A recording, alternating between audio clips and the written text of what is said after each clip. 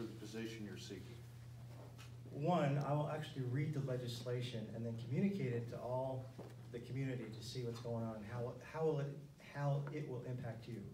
Two, there's not a supermajority. I'm actually running against a supermajority, not really against Tim, because I like Tim. He's a nice fellow. He's a pillar of the community. But as a legislator, his hands are tied, because if he says anything against the status quo up at, against Dan Hawkins or Ty Masterson, they're going to primary him and they're going to kick him off committees.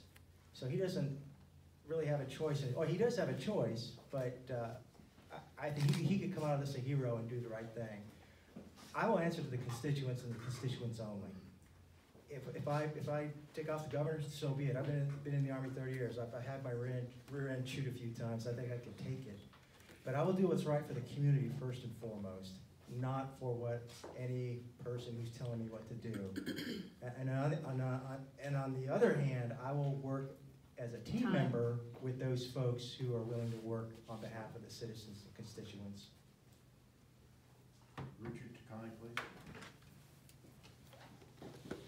I think I would be a good person because I did serve in the legislature, and I think the State Board of Education and the legislature need to work together to propel education forward. They need to work together and decide what we need for our schools, and I'm that person. I was chair of children and families, so I know what families want and I know what we need for children. So my point would be the legislature and the state board working together, we can set up the funding better, we can decide, help them, pass on down to the local school boards where they need to spend the money and how they need to spend the money. We can do research and find out what's best for the students, deciding whether SEL needs to stay in the schools or needs to go. We need to look at all the issues that are going on in the schools today and not one size fits all. Could you repeat the question, please?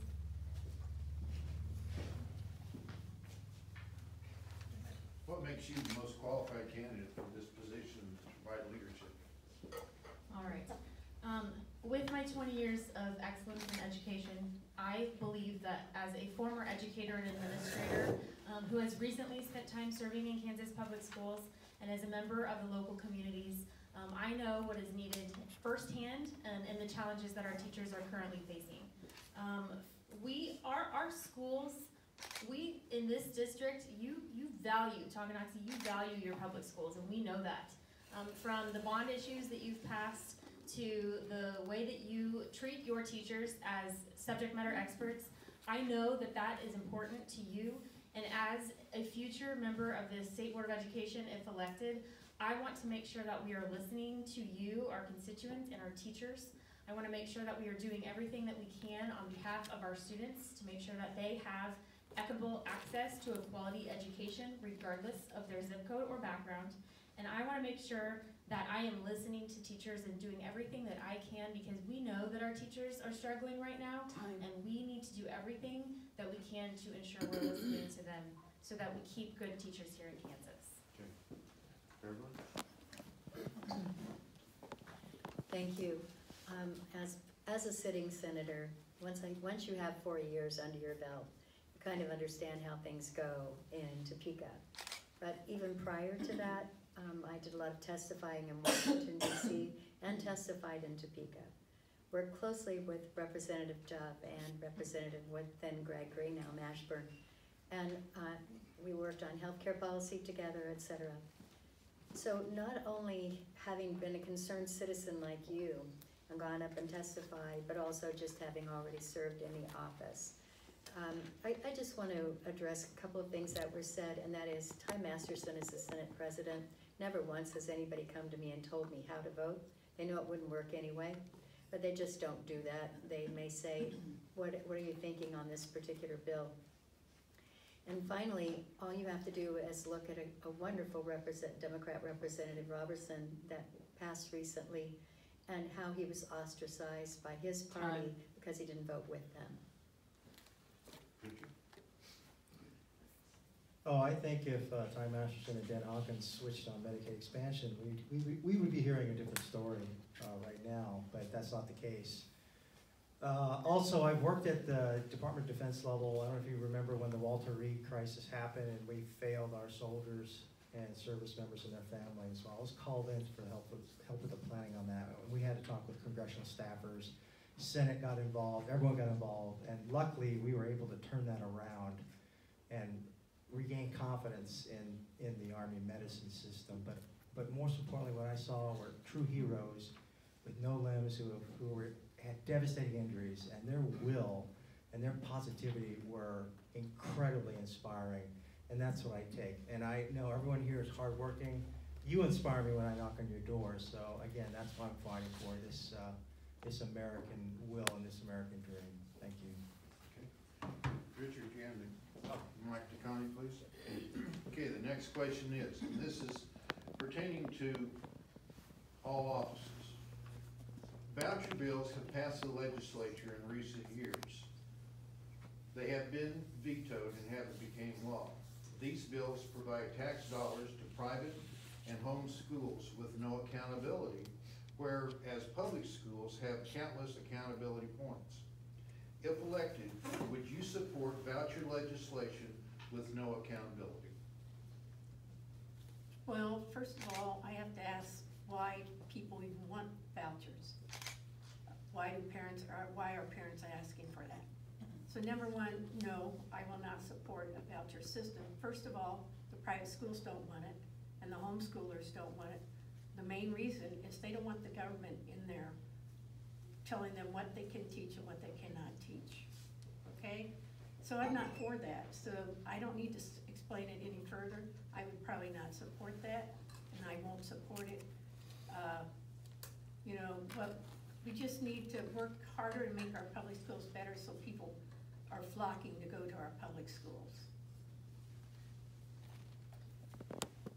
Vouchers are the predatory lending of our public schools.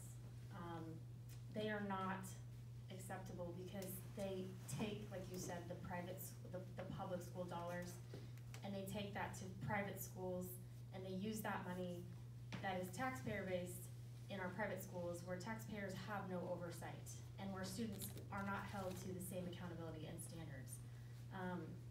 I will say that I have heard today, I'm glad to hear, Connie, that you said that you do not support vouchers, because on several different occasions at forums and on iVoterGuide.com, you have said that people wouldn't be looking at private schools or other education needs if public schools were doing their job. I just want it to be known here today that public schools are doing their job. Teachers are working incredibly hard to serve our students, and that money needs to go to those schools to ensure that we are doing everything we can to close those learning gaps and to improve achievement so that our kids are reading and writing and graduating. Thank you. Okay. Mayor, please. Thank you. I'd be happy to tell you about a bill that I did vote for that we passed this past year, and that was allowing a tax credit. So if someone, and this is, people could apply into this pool, tax credit funds can go into a pool to help people who are in a school that's not working for them. We heard when I was in an Olathe forum 2 days ago about a family their child was bullied, and the only way to get away from the bullying was to move to a different school. We also had a bill that allowed open enrollment for families that their child was not in a good school, in a failing situation, and that as long as there were openings, school did not have to take them, but as long as there were openings, they could move to another school. It's been very successful, and I feel that these are better options for helping kids not to be stuck in a failed situation. I can tell you as a classroom teacher, we saw situations where we thought a child might be better off coming to a different school. I taught in the Kansas City, Missouri schools for a while. Okay, this start out with Chris. You didn't answer that question. Pardon? Oh, Richard, I'm sorry. My fault. Yeah, the private education market, knock yourself out. That's great. If that's available, go for it. But we don't want to socialize the cost on that. So no to vouchers on that, and then take away from our private schools. And that's the thing, just to connect it back to property taxes, overall, the big picture, we rely too much on property taxes, and then to take the ones that we use to subsidize something that can be had in the private market, we shouldn't be doing that. So we can look at underfunding sources.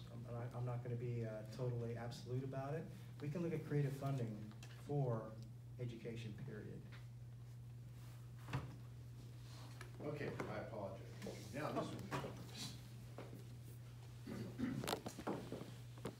Okay, state statute provides that excess cost of special education is to be provided by the state at 92%.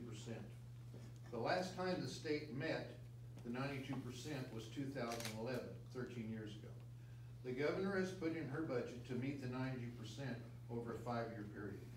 In the last session, a KPI-sponsored bill using local option dollars was used to count for state contribution. The bill was voted on April the 4th, passed the House 65 to 58, failed in the Senate 12 to 26. All 3 of the local legislators voted for this bill. A compromise was reached, and later the bill passed with $75 million in funding for this year. If elected, would you support fully funding special education and not allowing voodoo math to be used in calculation towards funding? 100%, yes. I would fully ask that our special education is fully funded in our public schools. It's critical that our teachers, it's a cyclical issue here. So you look at what's happening, we're taking our general education dollars to fund special education right now because we are mandated by a student's IEP and the services that we must provide, that we spend X dollars to ensure that those services are provided. We must use our general education budget to also hire new teachers when class sizes go up. This is causing our class sizes to increase, and our teachers are wanting to leave the profession. We are second in the nation in teacher attrition right now, and that is unacceptable. So if we were fully funding our public schools, and especially in the areas of special education and at-risk and social emotional learning, these are the areas where teachers are leaving in droves. Just ask any teacher or administrator. These are the issues that they are struggling with. So yes, 100%. Thank you. I sit on the education committee, and I'm also a former classroom teacher. And I believe very strongly in funding our public schools, and we did that. And even the governor herself said that the lawsuit was dismissed because schools are fully funded. When it comes to special education, there's a lot of misunderstanding, and that is we were to fund the excess, as was mentioned in the question. So you have to understand that the federal government, when they mandated special education, they can't mandate without funding. They said that they would pay 40% and the state would pay 60%. They have paid an average of 14%. So this excess was supposed to be how much the federal government paid, how much it, because the student is not only a general ed but also a special ed student, how much would they get anyway, even if they were a general ed student? That creates that excess amount. In some districts, they receive 115%. In some districts, the larger districts get 60%. We need to look at how the funding is allocated and that whole matrix. We're going to take a hard look at that next year. I think a solution there is to make sure we have the relationships with our congressional representatives to leverage federal funding on that, because in the DoD we spent $816 billion in 2023. We spent $8 trillion in the global war on terror, estimated. A few of us have participated in that, so we can afford it. And whatever you come out of this is that the federal budget is not a kitchen table budget, completely different. If the money has been appropriated, we just need good leaders to leverage that money. Example, GI Bill transformed this country after World War II and continues to do so to this day. So there's money out there, and I know the courts have backed out of it and they're letting us figure it out. We can do that. There's $3 billion in the general fund and 1.7 in a rainy day fund at the state. We can look at that and prioritize that if we have the will to do that. I agree with what Senator Gossage said. According to the governor, she said she has fully funded education for the last 6 years. Now, special ed is different. It comes from different sources, fed, state, and the funds.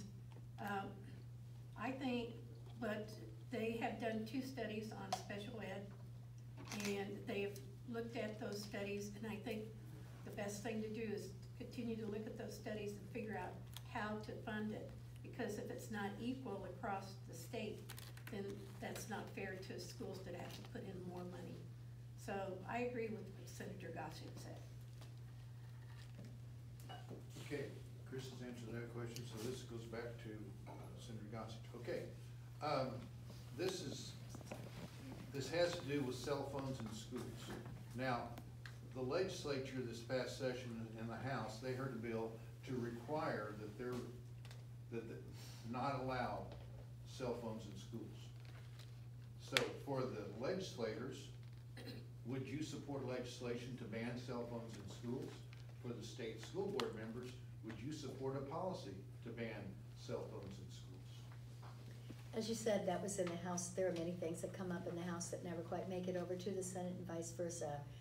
I believe in local control.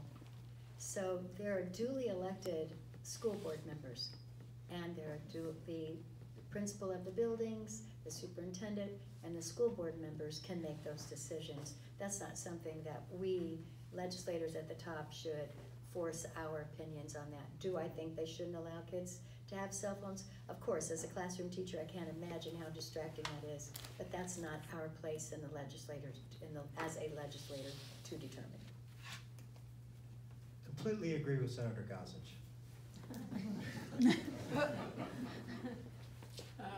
I think the state school board is looking at that issue this month, so they will probably come up with a policy. Now, how long it takes them to write the rules and regs on that kind of stuff is depending on where they put it a priority. But I know schools are looking for help. They need help to decide what they should do with cell phones in the classroom. I know at the middle school, the kids are not allowed to have their cell phone during lunch.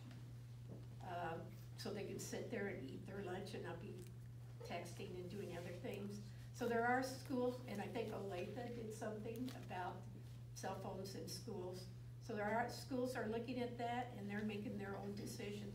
And it probably should be more of a local control thing, rather than putting it in statute and law. Those are hard to change when they come down. So the State Board of Education has identified what's called a Screen Time Task Force committee right now that's working to review all of this. They will, as always, provide guidance and oversight to the local districts, but it will not be something, just like Beverly said, it's definitely something that's left best to the local school districts to decide based on, the unique makeup, a rural district versus a suburban or an urban district. The use of technology and the things that we do with our cell phones in classrooms maybe is different. So again, it goes back to what our job is as the State Board of Education is to provide local guidance and oversight to the school districts and state boards of education, or boards of education locally across all districts. Okay, first one goes to Richard. What is your opinion of civic engagement in public education, and how would you facilitate that? Civic engagement in public education. I would think we need to relook at the curriculum so we understand the basics of government. But I don't want to stray too far out of my lane because I'm not in the classroom. But I see there's a deficit of that in just daily life, and we're inundated with media messages that are just drowning us in hate and division. But just understand the basics of how the government interacts, the 3 branches of the federal and the state, especially with the political economy piece, because I know people are scared about Social Security and all that we're gonna run out of money. No, we're not. It's just how the laws are written. Again, just a historical note, we never paid back for World War II, so are we going to go back in time to pay that back? No. And we only financed that with 41% of taxes and bonds, the rest was printed. We had to nationalize a few things, but it works. The government has a purpose in that. Private economic development absolutely does too. And economic development is key in that. So understanding that in the context of how government works with the economy is crucial for everybody. Thank you for that interesting question.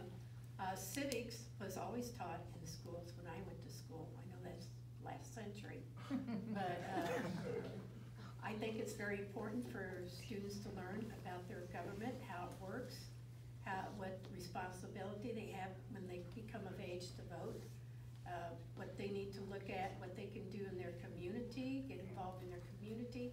I know some schools have programs where seniors will go over and visit with younger kids to, you know, to help them if they need help. So it's more of a local thing where it will be decided by the local school board what they want kids to learn, and civics is a responsibility that can be taught at home also. Thank you. Civic engagement in schools puts learning into action. So we have, when I was principal at Starside Elementary, the Kansas State Department of Education has an award, the CAN award, and it's basically a Kansas award for schools that are observed to be exemplary in the area of civic engagement with their students. Starside Elementary was one of the first elementaries to receive that designation in 2018.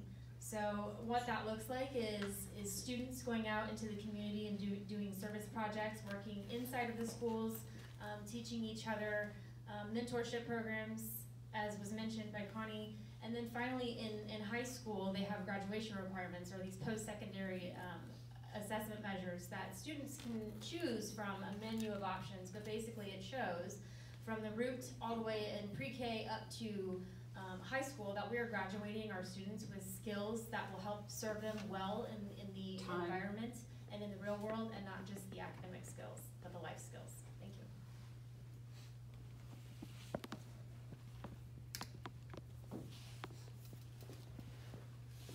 Civic engagement in the schools, I think, is very important, and it's multifaceted, as was mentioned. I love it when, when I was a classroom teacher, every year we would take our students up to the Capitol. And I really enjoyed that day. I love seeing students in the Capitol every day when we're in session. Unfortunately, I wish we had more time to engage with them, and that we're in committees all day long, back to back to back. You might have about a 30-minute period to grab a power bar and talk to those that set up an appointment with you. Having been in the classroom too, I think it's very important that we encourage kids, especially our high school students, the importance of voting, the importance of getting involved, going out into the community, etc. What I don't want to see is sometimes we have schools that will bring kids up to the Capitol, and they have this list where they are supposed to advocate, but I'm not exactly sure who put together their advocate list, but it's very slighted one way or the other, and I think it's important that we allow kids to get information but make up their own mind. Okay, most of the questions so far I've been trying to include all, but I've got a few questions that just for the legislators. So, state board members, you can kind of take a breath.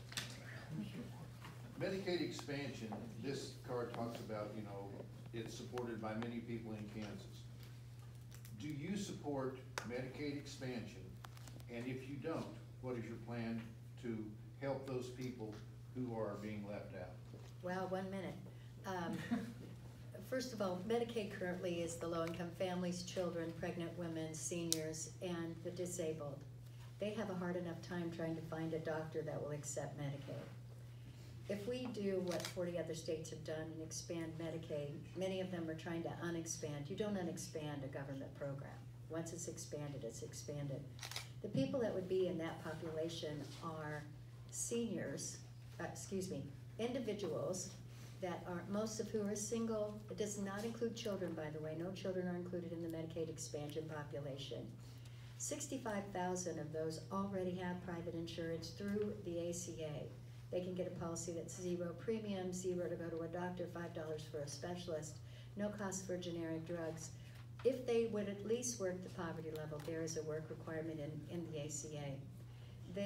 If we expand Medicaid, they get a letter in the mail saying you are now going on to Medicaid, or you can keep the plan you have, but all subsidies are removed. And it makes it harder for our seniors and those people currently on Medicaid to find a doctor.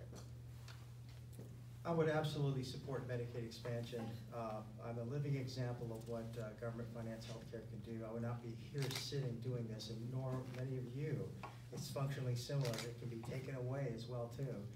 So there are plenty of states, 40 to 50 states, about 80% there, and there have been improvements in jobs and basically healthcare. It's a form of, the government absorbs the risk, allowing the individual to make decisions to get on with their lives. This is another form of that. So why are we taking a political stance on not allowing our most vulnerable Kansans the ability to get health care, continuity of care, because it's much more expensive and frankly, a terrible way to live if you're just going to the ER. It's much more expensive.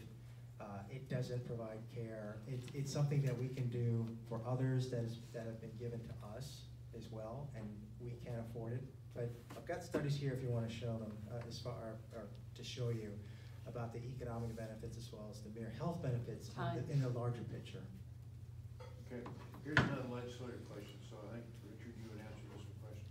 Generally, how much money do you feel the governor could potentially have cost the taxpayers of Kansas with her vetoes of tax reform? Well, one of the reasons she had to veto is because the supermajority is putting in bills that were just, flat tax. That just protects the wealthy, and this transfers our revenue from us to them. Or stuffing bills. I mean, there was one bill in particular early on that would give a guy like me who's, I'm on a pension, but it's a pretty decent pension. And if I did work on Fort Leavenworth, I could make another 6 figures. And if I do have a VA disability, but if I had a certain number, that would give me, according to this bill, you give me a 70% tax break. And my neighbor who's barely making it's worked hard all their life, doing great things, and they're getting zero. So those are the types of bills, and that's why we need to defeat the supermajority. So what you don't see is the stuff that's put in there that she has to veto because it's all boondoggle stuff. And I know she only has a few vetoes in her back pocket, and she gets blamed for it, but that's why that happens.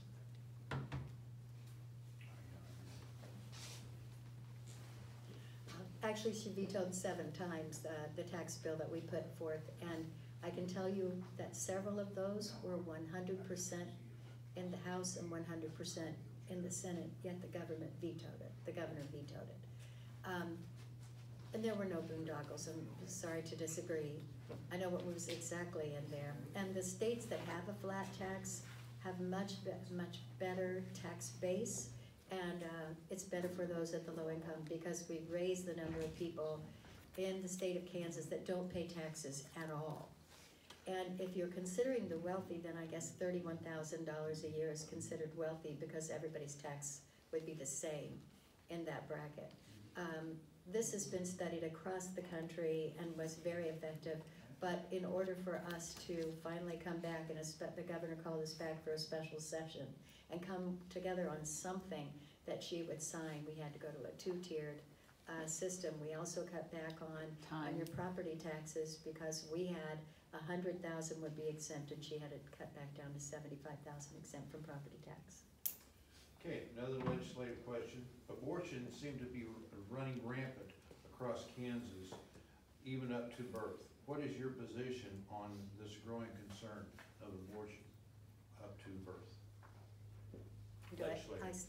I start first? Yes, Okay. Wow. First of all, I think it's very sad if a woman needs to make a choice that she would eliminate her unborn child. However, the bills that we have passed, all of those bills, by the way, on the Senate side come through my committee. I chair that committee. The bills that we have passed in committee have been bills to make any kind of abortion clinics sterile. Make sure that she's in a facility that would have a sterile environment. It was making sure that a woman has the right to know what's happening to her and what the full process, the full procedure, what that's going to be. So we have wanted to make sure that women know, etc. Unfortunately, we have a Supreme Court that said that they found a right to abortion in a bill, in a constitution that was written back in the 1800s. that was found to be, of course, as you know, in August, there was a lot of misinformation that was put out about the value of the birth Time. amendment. And I'd be happy to talk to you about that after I'm out of time. Abortion up to birth is called infanticide. It's against the law. That's murder. So the propaganda fueling these types of things, I know it's emotional. I'm not trying to convince you to change your moral principles. That's not why I'm here. That's not why I'm running. But there are many instances in which you and I are not going to be in the room if someone's suffering a miscarriage, a difficult pregnancy, and procedures have to be done. And to criminalize healthcare is unconscionable. That's the way I look at it. Women should have their own autonomy, as well as doctors with the ability to discuss these things, because we're not all there, and we're not going to be there. And there's rape victims, incest victims, horrible things going on, and we're not going to be the ones making those decisions for anybody, and we should legislate it. Okay, another legislative question. What is the immediate future purposes of LAVTR, local ad valorem tax reform, and how would you deal with it? LAVTR was basically a cost-sharing bill that would take tax dollars, which are still being taxed, by the way. I think it's on liquor and stuff, and it's going up into the general fund, and it wasn't allowed to be funded for the last 20 years. And then you have folks like KPI who think they know better about local funding and what budgets are at the county level, saying, no, we can't do that because they'll just spend. So what that does is help relieve the pressure on the counties that at least in Leavenworth County, can't even make sure the roads are good or repair the bridges according to the maintenance schedule. That's where we're at. We've cut them down to the bone. Now, they're not perfect, and that's why you and I are here, so we can go up there and yell at them occasionally. But LAVTR is a form of relieving that pressure, not only on the counties, but also us, and it is a mechanism that would have worked if the legislature had funded it back in the day for the last 20 years. So it is something that, again, dies in committee because the supermajority doesn't believe in it. And again, we are eating the cost. The county works for us, and those are the things that we're going without because those funds aren't available. As part of the supermajority, I can tell you that the LAVTR was part of the big tax bill to eliminate the LAVTR because it hasn't been used in 20 years. Part of the reason was because it's just taking state tax dollars, distributing that among the counties, and it was supposed to be used for property tax relief, but it wasn't. It was just put into the general fund. And so instead of doing that, what we've allocated for is that we just say, right now we receive a 1.5, only 1.5%, by the way, of your tax dollars go to the state for the property tax, and that's used, goes directly, it's just a pass-through to colleges and universities for structural maintenance. We, last year, tried to get that completely removed off of your tax bill and to say, look, we'll pay for the structural and maintenance out of the general fund. And colleges and universities went around office to office they want the bigger dollars that they would get from the property tax. I also feel we have a large majority of us that believe in the 4% cap on valuation, which would help with property tax. Okay. You can, in your summing up comments, you can make a statement. Okay? This is going to be the last question, and then we'll have wrap-up comments. Would you support legislative change to support a two-tier authentication of notary public requirements for real estate documents to help stop title theft and fraud that the FBI said is up 500% over the past few years? Am I first? I forget. So I could. Okay. If Lois Mashburn says it's good, I'll support it. Yes. This is a short question, obviously. Surprise! I was trying to figure out whose question that was, and oh, wait a minute. No, of course, I support that. Okay. Let's make concluding comments. You each have 2 minutes. So, let me see. Where are we at? Who wants to go first? I've lost track. Beverly's got Who wants to go first? Okay, who has, Richard? Well, that's right there in front of the senator. All right. I'd be happy to go first. It's been a pleasure to serve you the last 4 years, and I'm here in Tonganoxie instead of Eudora because I live in the country between Eudora and DeSoto. They all know me. They've known me for 50 years. And I'm 41, which is amazing. But up here in Tonganoxie, I know many of you, but I don't know you as well. So I wanted to spend the day here, and I will be walking door to door. One last, just a couple of quick things. With what the Supreme Court ruled, there is no limit on abortions in the state of Kansas. So that was all stricken away. Everybody that I know of was for exceptions, of course, when it comes to abortion. Miscarriage is not an abortion. Nobody was in favor of criminalizing a woman. It was a matter of, can we at least get information out there so women are knowing?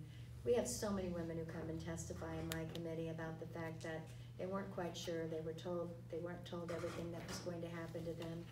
They're very sad every time the time comes around that they lost their unborn child, and are wishing they might have made another choice. That doesn't mean there aren't women who are happy that this is what took place. But I just want to make sure that the information is out there. There is no limit because of what the Supreme Court ruled. Also, one other thing that I would share with you is, it's very partisan. In the legislature, I've had bills that I brought forward that some of my Democrat friends in the Senate have come to me and said, I'm so sorry, I wish I could vote for your bill, but I'm not allowed to do that. I think that we need to look very hard at each of those things, and for us to try to find things. Two things that I was able to get done on a bipartisan basis. One was called the SOUL bill, and that bill allowed kids that are in foster care at age 16 and older to find a permanent solution through a family member or someone else that signed up as a sole parent. And I could tell you others. We could talk later. I'd like to thank everyone for coming, and just tell you a quick story here. When we came here as young captains back in 1995, my wife had a complicated pregnancy. And if they hadn't got her to KUMC, she would have died. And I was up there on the sonogram table, and a big blotch appeared, and she was having a placental abruption in real time. And my son came out 3 months early. He's always been that kind of guy. He wants to get out, go do things. But he came out 1 pound, 13 ounces. So do I believe in life? Absolutely I do. And Kansas saved my wife's life and my son's life. And my neighbors helped us get over this. And again, if it wasn't for the great government care, we would have been bankrupt. He's like the $1 million baby. He's a miracle. So I believe in life, and Kansas has provided that for me. So again, why I'm doing what I'm doing is so I can help my neighbors and my community, because this is such a beautiful place to live. We chose to live here because this is like the American dream. We live in rural Kansas. We love it. We know our neighbors. They know us. It's beautiful here. But it's not so beautiful if you can't afford it and are getting crushed by taxes. And so I want to do something about that, and also just make this a better place to live, more affordable child care, work in some child care tax credits, or whatever we can do so we can shift the risk from the individuals who are struggling onto the government, which can afford it, but do it in a reasonable manner, in a bipartisan fashion. I will work with anyone. I get along with Tim, Jeff Klemp. I like the guy also, and Jeff Pittman too. That's real Kansas politics, folks, where we all can sit back, drink a beer if you drink beer, or just get along so we can solve problems. So that's why I'm in this. And so I know it's a hard ask, but that's why I'm here. So it's really up to you, not me. So I hope to get your support in November. Thank you. Thank you all for coming, but you can do one important thing, and that is to vote. Vote November 5th. If you want to vote early, bank your vote early. The reason I'm running is because several people asked me to run for this office. I want to see increases in vote tech education in our schools. I want parental rights, and I want teachers supported, definitely. Having been a short-time teacher, I see the importance of support for teachers. So again, I'm asking for your vote November 5th. Bank your vote early. Talk to your family and friends. Make sure they vote. That's the most important thing you can do in this country is vote. Thank you. Again, I want to thank the Tonganoxie VFW for having us here today. Tonganoxie, it's obvious that you value your public schools. I said that earlier, but look at your facilities. Look at your VOTEC and your CTEC centers in Eudora. My daughter is a junior. She goes to, we are DeSoto residents, but she attends the Ed Tech program that Eudora and DeSoto split. So she's in the culinary program and she absolutely loves it. It's her favorite class. If you all weren't investing in your schools and your teachers, and we wouldn't have our kids in these facilities today. I thank you. I, as a 20-year veteran educator with multiple years at different levels, from all the way, I was a paraprofessional in Olathe School District. I worked with high needs kids. I have served as a teacher, a substitute teacher, a parent, and I am excited to join the Kansas State Board of Education and to work with our legislators to ensure that we are doing what is best for all kids in Kansas, to ensuring that all kids, regardless of where they live, have equal access to a high quality, top-notch education, and importantly, to ensure that our teachers are feeling respected and valued in their communities, that they are showing up to our schools every day, loving their jobs, and that we are producing high school students who leave high school with a diploma and they want to become a teacher because they saw how awesome it was when they worked with their teachers and their administrators, just like I did. So I thank you again for having me here today. I humbly ask for your vote on November 5th. Thank you. Okay, I would like to thank all